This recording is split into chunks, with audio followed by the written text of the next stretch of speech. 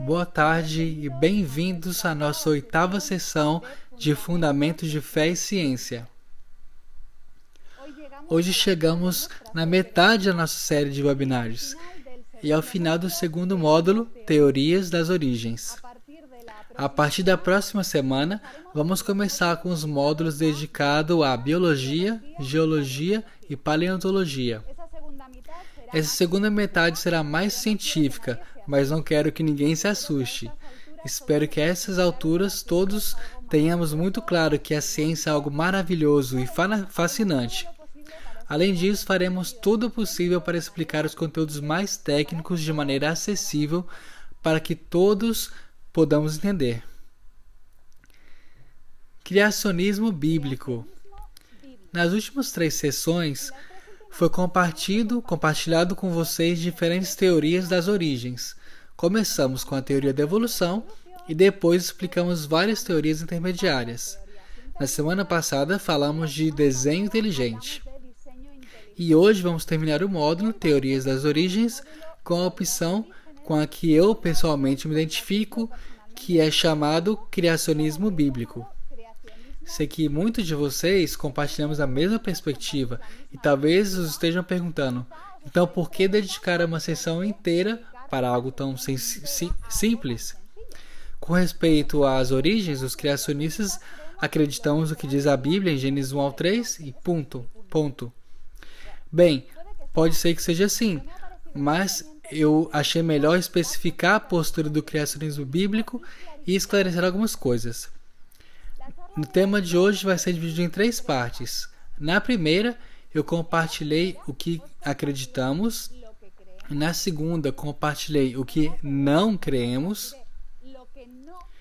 E na terceira, vamos falar do que não sabemos. Quase tudo que eu vou contar na primeira parte, eu tirei de um capítulo deste livro, Understanding Creation, Answers to Questions on Faith and Science. Eu tirei do capítulo 2, que está escrito por Jim Gibson, quem foi durante muitos anos o diretor do GRI e que recentemente foi aposentado. E uma coisa, esse livro é muito relevante para o tema dessa série e eu os recomendo muito.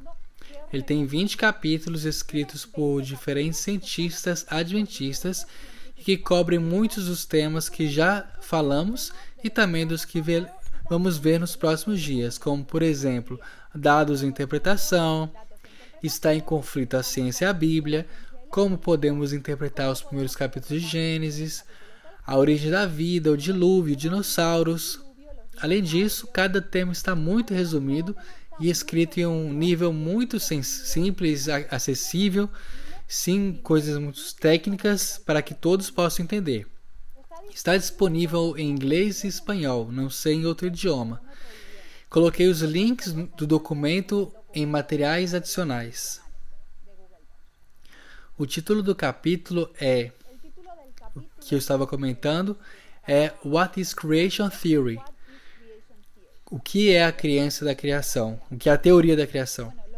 O que Gibson chama a teoria da criação é o mesmo que eu chamei criacionismo bíblico. Também se conhece como criação recente em 6 dias. Por que não a chamamos simplesmente criação?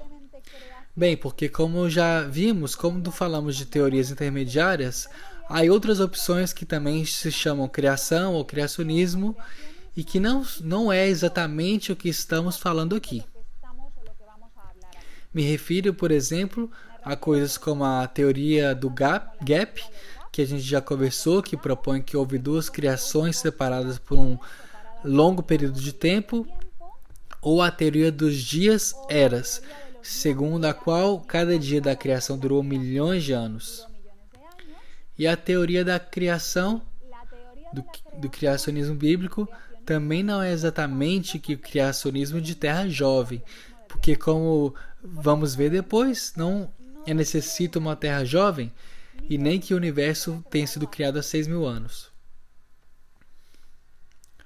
O primeiro que enfatiza Gibson no princípio do capítulo é que a teoria da criação supõe a atividade de um agente sobrenatural, que utilizou processos que se encontram além da nossa experiência. Por essa razão, os acontecimentos que ocorreram na criação não se podem descobrir de maneira empírica. Eles têm que ser revelados de maneira sobrenatural. E o que isso quer dizer? Como a gente viu na semana passada, na natureza existem muitas evidências de desenho.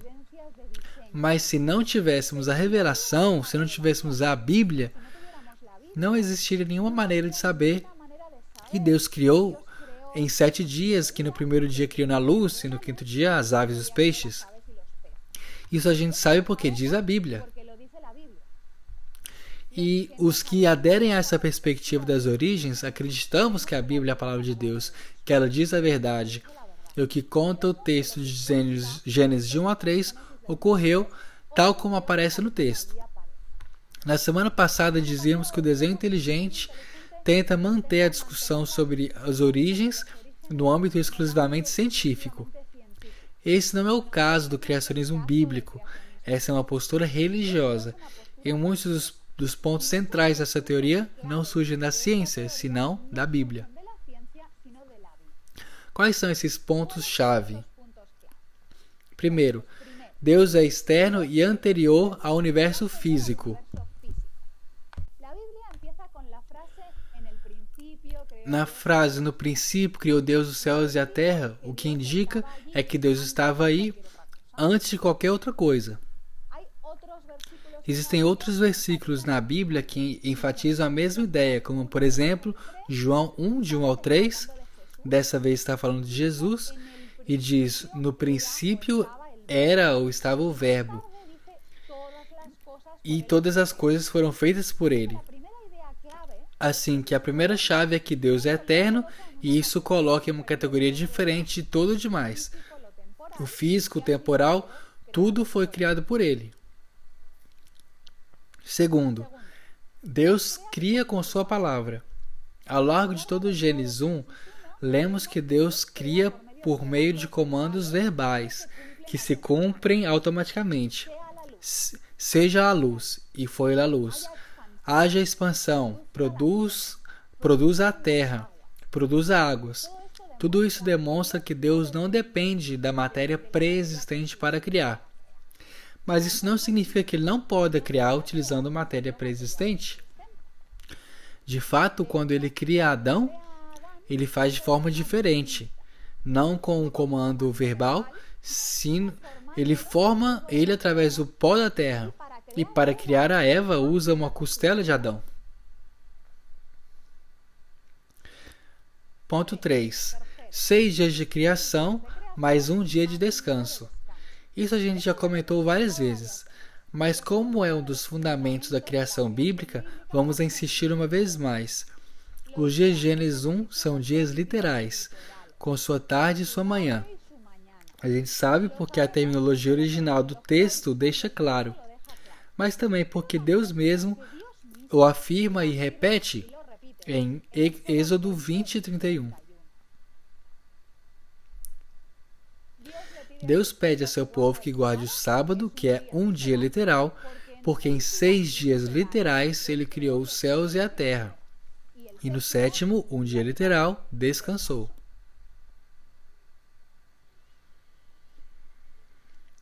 Quarto, diversidade desde o princípio.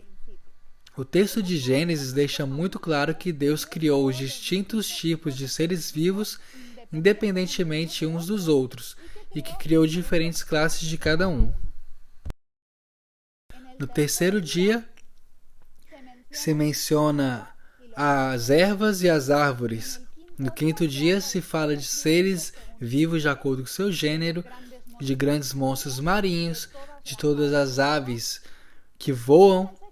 E no 6º dia, se diferencia o rebanho dos animais selvagens, das bestas que arrastam. Assim que não fica nenhuma dúvida que de tanto o mundo animal como vegetal foram diversos desde o princípio e que não existe um ancestral comum para todos os seres vivos. Quinto, criação especial do ser humano. Deus cria o ser humano no mesmo dia que os animais terrestres, mas o texto deixa claro que existe algo distinto nessas criaturas. Já comentamos que Deus esforçou para criar Adão da sua própria mão e soprando o fôlego de vida, que é o que realmente importa. Mas o que realmente importa é que o ser humano é a única imagem criada que é a imagem e semelhança de Deus. O texto especifica que ambos, homem e mulher, foram criados à sua imagem. E outra característica que diferencia dos animais é que Adão e Eva foram criados individualmente e logo unidos em matrimônio, o que também os faz semelhante a Deus e nos recorda a individualidade e a união da Trindade. 6. Uma criação original boa, que se corrompeu depois. O relato da criação insiste 6 vezes em que o que Deus fez era bom, e na 7ª, quando já estava tudo terminado, se reafirma e se diz que era muito bom. Essa característica do criacionismo bíblico o distingue de todas as teorias intermediárias em las quais o plano original de Deus incluía coisas como o sofrimento e a morte desde o princípio. Segundo o relato bíblico, o tipo de mundo que Deus criou não tinha nada disso.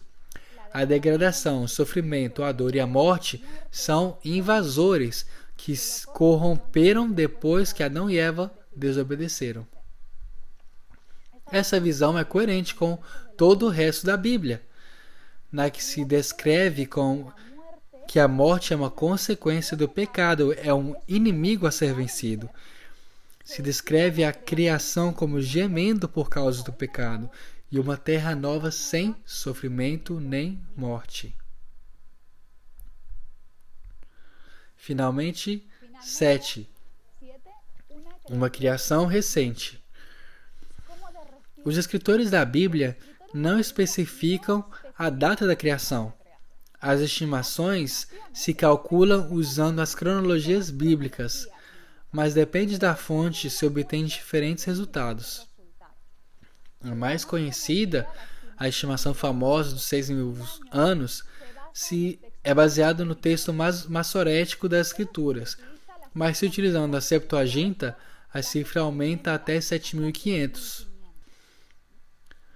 Como a Bíblia não dá nenhuma importância à data exata, e a gente sabe que as cronologias bíblicas às vezes saltavam algumas gerações, a maioria dos criacionistas preferem falar de menos de 10.000 anos. O que está claro é que a gente se move em um range de 10.000 anos, de milhares de anos, 6.000, 7.000, 8.000. O texto bíblico não permite alargar esse período indefinitivamente, e com certeza não há uma maneira que signifique milhões ou milhões de anos. Até aqui, o que a gente acreditou, o que a gente acredita, não porque a gente demonstra cientificamente, mas porque a gente acredita o que diz a Bíblia. Bem, esta parte, o que a gente não acredita, não deveria ser necessária. Mas, infelizmente, existem muitas pessoas que não têm nem ideia do que é o criacionismo bíblico. E muitas vezes, a informação da internet não ajuda em nada. Por exemplo, vocês já sabem que o desenho inteligente e o criacionismo são coisas diferentes. Mas, se buscar em Wikipedia desenho inteligente, o artigo começa dizendo: esse artigo é sobre uma forma de criacionismo. O próximo exemplo, talvez mais grave, se vocês buscarem fixismo também em Wikipedia, vão encontrar um artigo largo e uma das seções se titula Fixismo na Atualidade, e que diz: atualmente os Estados Unidos, os seguidores de fixismo tentam que seja ensinado nas escolas em igualdade às condições da teoria da evolução. Isso é completamente falso. E por isso é necessário esse apartado em que a gente vai especificar coisas que não formam parte do criacionismo bíblico. Em primeiro lugar, os criacionistas bíblicos não somos fixistas. O fixista é uma ideia de origem grega que sostém que a natureza é imutável desde a criação. No passado, a igreja acudiu a essa crença da igreja que afirmava que a criação de Deus era perfeita e por isso não podia mudar. Portanto, as espécies que se encontravam no mundo foram criadas por Deus da mesma forma como que a gente encontra ela atualmente. Alguns criacionistas famosos da antiguidade, como Linneu e Cuvier, foram fixistas. Mas desde a época de Darwin, se tratava de uma crença minoritária. Quando Darwin propôs sua ideia do câmbio, da mudança nas espécies por seleção natural, a maioria da comunidade científica e religiosa já havia aceitado que os animais e as plantas podiam mudar. Porque assim como Darwin, todos já eram conscientes de que a seleção artificial, agrícola e ganadeira também já haviam existido mudanças consideráveis em algumas espécies. Na atualidade, todos os criacionistas acreditam que as espécies de animais e plantas podem mudar e mudam por diferentes mecanismos. De fato, Deus mesmo na Bíblia afirma que os animais e as plantas iam mudar como consequência do pecado. Diz que a serpente se arrastaria, o que implica que antes não arrastava, e que as plantas produziriam espinhas, o que implica que antes não faziam. A questão que é planteada pelos criacionistas não é se os seres vivos não podem mudar, senão que tipo de mudanças são aceitáveis e quanto podem mudar. Vamos falar isso mais pra frente, mas ainda nos falta uma parte que é: os criacionistas bíblicos não acreditamos que a Terra é plana.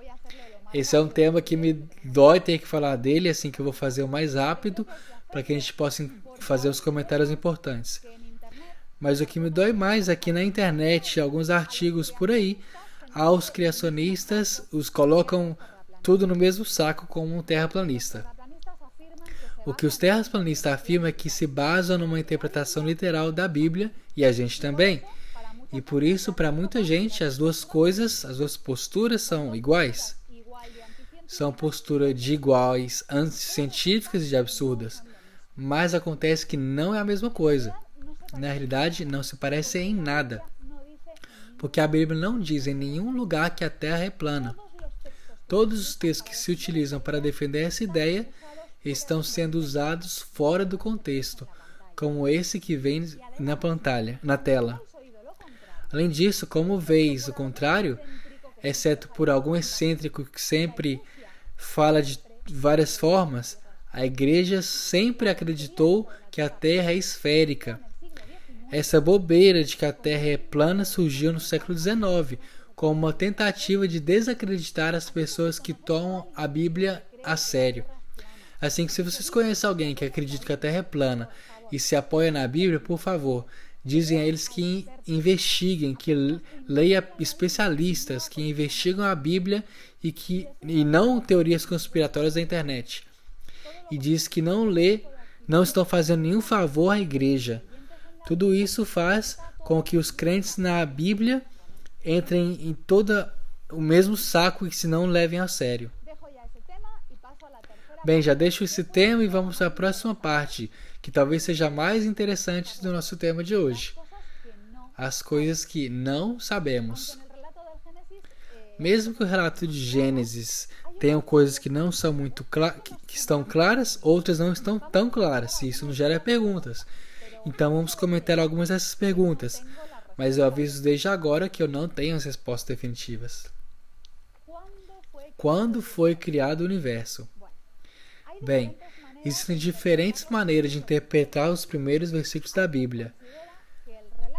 Há quem considere que o relato inclui a criação de todo o universo e que os versículos de 1 ao 3 vão seguidos sem nenhum tempo entre eles.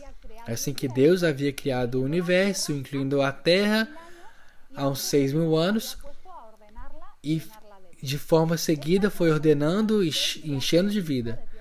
Essa é a postura do criacionismo de Terra Jovem. De acordo com outra interpretação, o primeiro versículo, que se referiria à criação do universo, poderia ser anterior à semana da criação e estar separado dela por um tempo muito largo. inclusive de milhões de anos. Como a Bíblia não nos dá detalhes do processo de criação do universo, as pessoas que se aderem a essa interpretação aceitam normalmente a possibilidade do Big Bang como um mecanismo que Deus pôde ter usado para a criação. E muito tempo depois, como milhares de anos, a Terra se encontrava em um estado de caos e desolação, quando Deus começou sua tarefa de organizá-la e criar a vida em uma semana literal, tal como se descreve no resto de Gênesis 1. Além disso, dessas opções principais, existem outras possibilidades de interpretação, como, por exemplo, existem os que consideram que o universo foi criado há milhões de anos, mas que o texto bíblico de Gênesis não fala disso, senão que se fala do nosso entorno astronômico, aos céus da Terra, que seria o sistema solar. Essas pessoas acreditam que todo o sistema solar foi criado há uns 6.000 anos, mas que as estrelas poderiam ter sido anteriores. Dentro da Igreja Adventista, existem partidários de 3 interpretações, tanto entre teólogos como de científicos. Um dos argumentos que utiliza os partidários das primeiras opções, que me parece que tem bastante peso, é a seguinte: que existe um tempo largo entre a criação do universo e a criação da vida na Terra coincide com a nossa visão do grande conflito. Esse período de tempo é quando poderia ter ocorrido a rebelião de Satanás, inclusive a criação de outros mundos. Existe outro argumento que às vezes se usa a favor do universo antigo, é que se o universo tivesse somente 6.000 anos, muitas das estrelas que a gente vê, a gente não haveria, porque elas se encontram a mais de 6.000 anos-luz da Terra e seus primeiros raios não nos teriam alcançado. As que estão aqui, sim, mas as que estão mais longe, não. Segundo esse ponto de vista, esse argumento é muito mais pobre que o anterior. Se Deus tem poder para criar as estrelas, também tem poder para criar o raio e trazê-lo instantaneamente até a Terra. Os cientistas adventistas que preferem a primeira opção normalmente argumentam que existem muitas evidências astronômicas de universo antigo e de algumas características do Big Bang. A gente não tem tempo de entrar em detalhe e é um tema complexo, mas na lista de materiais adicionais eu coloquei alguns artigos do astrônomo adventista Matt DeGroot que fala sobre esse tema. Os partidários do universo jovem respondem com um contra-argumento da aparência da idade. Se a gente observa a semana da criação, Deus cria muitas coisas que, pelo seu aspecto físico, parecem ter muito mais idade do que a que têm, na verdade. Adão e Eva e os animais foram criados em estado adulto, e as árvores também foram criadas em um estado de desenvolvimento avançado. Se a gente pudesse visitar o Jardim do Éden no primeiro sábado e víssemos a Adão e Eva sem ter mais informações, nunca pensaríamos que eles só têm um dia de vida? Assim que alguma coisa semelhante poderia passar com a Terra e com o universo, e por alguma razão parece que são mais antigos que na realidade. Uma questão relacionada que também não sabemos muito é: de onde sai a luz do primeiro dia da criação? Na atualidade, a luz que separa o dia da noite procede do Sol, mas no relato de Gênesis, a luz, o dia e a noite aparecem no primeiro dia, enquanto que o Sol não aparece até o 4º dia, e por certo nem sequer se chama como Sol, se chama simplesmente a luz maior. Uma vez mais, teólogos e cientistas criacionistas fizeram essa pergunta e chegaram a interpretações diferentes. Eu vou deixar nos materiais adicionais a referência de um artigo curto de Richard Davidson que explica as principais interpretações de forma muito simples, muito clara, e o artigo chama Where did the light on the first day of creation come from? Eu aqui vou comentar apenas 2 opções que se encaixa melhor com o texto bíblico. A primeira é que a luz do primeiro dia procede de Deus. Na Bíblia aparece repetidamente a ideia de que Deus emana luz, pelo que não é descabível pensar que Deus pôde ter colocado a luz para iluminar o planeta e separar o dia da noite durante a primeira parte da semana de criação. Depois, a partir do quarto dia, passa a função ao Sol e à Lua. Segundo essa interpretação, Deus queria deixar claro que o Sol e a Lua não são deuses. Essa é uma crença que era muito comum entre os povos antigos, se não simples objetos, lâmpadas a seu serviço. A outra possibilidade é que o Sol e a Lua já estiveram criados antes da semana da criação, mas resulta que eram invisíveis desde a Terra porque havia uma atmosfera densa que não deixava passar a luz, mas distinguia sua forma.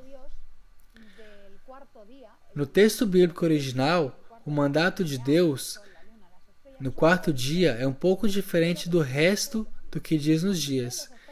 Assim que os especialistas dizem que se podia interpretar como se não estivesse descrevendo a criação do Sol, da Lua e das estrelas, senão que uma assignação das suas funções para marcar os dias, os anos e as estações.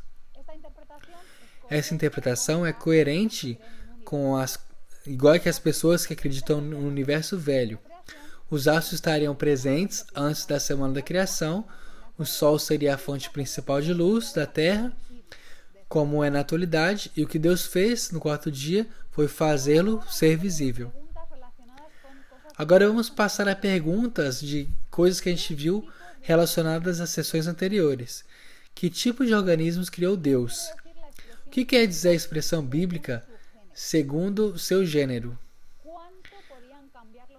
Quanto podiam mudar as espécies criadas? No apartado anterior, a gente viu que Deus criou diferentes tipos de organismos em suas categorias: plantas, animais aquáticos, animais voadores e animais terrestres. Também vimos que não há nada no texto bíblico em contra-mudança, tudo ao contrário. Em Gênesis 3, a gente via que os animais e plantas mudaram por causa do pecado. Agora, o que quer dizer a Bíblia quando diz plantas e animais de acordo com o seu gênero? Como está em Gênesis 1, 11, 21 e 25. O primeiro que a gente tem que ter em conta é que a palavra que se usa é diferente dependendo de que versão da Bíblia estejamos lendo, em que idioma estamos lendo. Em espanhol, às vezes diz gênero e outras vezes diz espécie, em vez diz kind, e imagino que em outros idiomas também existem variações. Isso já nos indica que não devemos dar à palavra um significado muito estrito e, sobretudo, a gente não deve dar o significado atual que tem essas palavras no contexto científico. Para a ciência atual, a espécie é um grupo de organismos capazes de reproduzir-se entre si na natureza. E se animais muito parecidos fisicamente, que se consideram espécies diferentes, porque normalmente na natureza não se reproduzem entre eles. Por exemplo, esses dois tipos de aves, rapazes e espanholas, se consideram espécies diferentes. Significa isso que Deus os criou separado? Bem, eu estou segura de que não. Acredito que se trata do mesmo tipo de animal, que mudou pouco adaptando-se a essas diferentes condições ambientais. Nesse caso está bastante claro porque esses dois pássaros são praticamente idênticos. Mas quanto podem mudar os organismos? Qual é o limite? Esse é um campo de investigação ao que se dedicam alguns biólogos criacionistas e que se chama baramiologia. Seu objetivo é tentar verificar quais são os tipos de organismos que Deus criou, estabelecer grupos de organismos que teriam um antecedente comum, por exemplo, um casal de animais que estava na Arca de Noé. Os baraminólogos utilizam diferentes técnicas para estabelecer esses grupos, mas uma delas é estudar a compatibilidade reprodutora. Se considera que se dois animais de diferentes espécies são capazes de ter descendência, é porque são suficientemente parecidos entre si e no passado tinham um antecedente comum. Por exemplo, supomos que a maioria dos cânidos, cachorros, lobos, chacais, inclusive zorros, raposas, podiam formar parte de um tipo criado, podiam reproduzir e formar híbridos. Essa foto é de um coy dog, um híbrido de cachorro e coiote. O mesmo acontece com a família de cavalos, que pode incluir burros e zebras, como essa que vocês podem ver na tela, que é um híbrido. Igualmente os patos, gansos, cisne, que podem formar e reproduzir entre diferentes espécies e criar um tipo novo criado. E no caso dos grandes felinos, resulta que os tigres e leões podem ter descendência híbrida, assim que também teriam um antecedente comum. A gente não teria tigres e leões no Éden, teríamos um outro animal que gerou tigres e leões. Não sabemos exatamente onde se encontra o limite das mudanças, mas a maioria dos cientistas criacionistas o situa no nível de família. A classificação científica tem várias categorias diferentes. A menor é a espécie, a seguinte, gênero. Dois animais do mesmo gênero são muito parecidos entre si, assim que a gente não tem dúvida que tem um antecedente comum. Por exemplo, o cachorro e o lobo pertencem ambos ao gênero Canis. E os dois pássaros que eu mostrava antes são do gênero Falco. A seguinte categoria da família é família, que inclui vários gêneros parecidos. No caso dos cânidos, além dos cachorros e lobos, a gente tem também os chacais, os dingos e as raposas. Esse seria o nível mais alto de mudança que aceitariam os criacionistas e que separaria a microevolução da macroevolução. E uma pergunta relacionada para que também a gente não tem resposta é: como se produzem as mudanças? Dizemos que a criação de Deus é boa, mas na atualidade a gente vê muitas coisas na natureza que não são boas. A gente se encontra com animais predadores, com parasitas que causam sofrimento considerável a outros animais, venenos em plantas e animais, doenças causadas por vírus, bactérias e fungos. De onde saiu tudo isso? Bem, a resposta curta é que a gente não sabe. Provavelmente há vários processos implicados. As mutações e a seleção natural, que creiam em coisas novas, mas acreditam que foi a causa de alguma dessas mudanças. Outras mudanças podiam estar pré-programadas por Deus no desenho original dos organismos para lhes permitir adaptar ao mundo de pecado. Se Deus planejou um plano de salvação antes da criação do mundo, tem sentido que também planificou uma série de estratégias que permitisse às plantas, aos animais e às pessoas sobrevivessem também às mudanças e ao plano da salvação para que eles pudesse ser completo. É possível que depois do pecado, Deus interviu de maneira ativa, mudando algumas características dos seres vivos. As maldições de Gênesis 3 podem interpretar-se de diferentes maneiras. Primeiro, Deus prediz o que vai passar de maneira natural como consequência do pecado, por exemplo, que a serpente perdesse suas asas como consequência de uma mutação. E 2, Deus atua diretamente, tirando suas asas e obrigando-o a arrastar-se. E por último, existe também a possibilidade de que Satanás atua diretamente também, provocando algumas mudanças. Satanás é o príncipe deste mundo. E sabemos, pelo livro de Jó, que ele pode manipular a natureza e o corpo humano, quando Deus o permite. Este é um tema muito complicado, para o que a gente não tem resposta clara. Como vimos, a gente também não tem respostas únicas e consensuadas para as perguntas anteriores. Isso pode produzir um desassossego em algumas pessoas, mas eu pessoalmente acredito que é algo bom. Em primeiro lugar, nos faz humildes, porque nos demonstra que a gente não sabe tudo. Em segundo lugar, nos ajuda a entender que existem diferentes respostas para a mesma pergunta. E diferentes pessoas podem ver as coisas de diferentes maneiras. E a gente pode continuar aprendendo juntos e continuar nos respeitando e trabalhando juntos, mesmo que não estejamos de acordo com tudo. Alguns colegas da GRI somos de terra jovem e outros de terra velha. Meu admirado professor Leandro Brand tem ideias sobre os animais em que nós não estamos de acordo, mas não tem problema. E por último, isso nos recorda de o pouco que a gente sabe na realidade e o quanto dependemos de Deus para chegar à verdadeira sabedoria, ao verdadeiro conhecimento. A partir da próxima semana, chegamos à metade da nossa série e vai se concentrar em conhecimentos científicos relacionados a origens. E eu vou contar o que a gente acredita que sabe, mas é possível que com o tempo vamos descobrir que estávamos equivocados em muitas coisas. E essa é uma das coisas mais bonitas da ciência, que está sempre em progresso, autocorrigindo-se e aprendendo dos erros. E por isso também tem muito êxito, e por essa mesma razão não é fundamento seguro para construir nossa filosofia de vida. E termino como já comecei. O criacionismo bíblico não é uma postura científica. Mesmo que seja uma evidência científica, existam evidências científicas que apoiam a ideia de um desenho maravilhoso detrás do universo, a Terra e os seres vivos, eu não acredito que a criação recente em 6 dias por razões científicas, senão porque a Bíblia diz assim. Para mim, a Bíblia é um fundamento seguro, porque eu conheço pessoalmente seu autor e sei que eu posso confiar plenamente em sua palavra. Na próxima semana, vamos começar com o tema de biologia, com o tema complexidade e interdependência.